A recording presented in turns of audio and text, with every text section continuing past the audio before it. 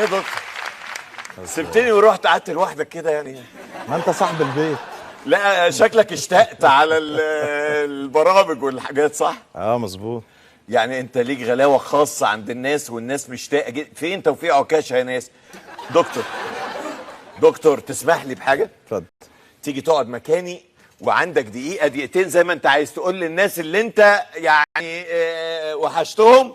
تعالى اتفضل. ماشي. تقول لهم اللي انت عايزه. ماشي. تسقيفه بقى للدكتور.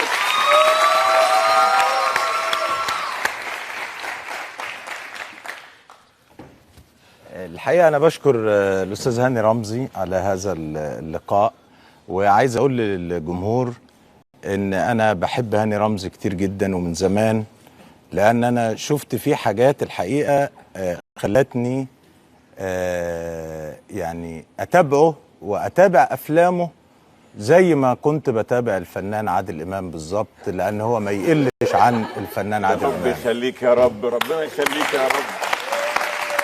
لا يا دكتور استنى جمهورك لازم تقول له حاجه. ما انا قلت له حب فيك يعني. لا طب انت مش مشتاق عليهم؟ ما هو انا مشتاق عليهم، بس ممكن الكلام اللي انا هقوله لا يتحمله البرنامج ولا القناه، فخلينا كده.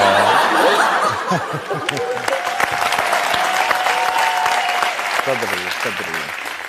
لو عايز تكمل عندك يا دكتور والله. لا اتفضل. لا ازاي؟ انا اصلا ماليش في تقديم البرامج. لا ازاي؟ وانا ماليش حسب.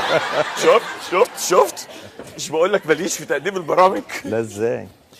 دكتور ايه انت قاعد في البيت بتعمل ايه دلوقتي؟ بقشر بصل. بتقشر بصل؟ عامل ايه؟ طب لعلمك انت عامل قلق حتى وانت قاعد في البيت. والله ريحه البصل بتتعب عينين الناس. طب سؤال تاني، الدور على مين في القنوات؟ في القنوات على الاستاذ عمرو اديب في اوربت. احساسي كده. احساسي لان هم اساسا من حوالي 10 ايام تقريبا كان الاستاذ عمرو اديب بيتكلم بانفعال في موضوع مش متذكره يعني.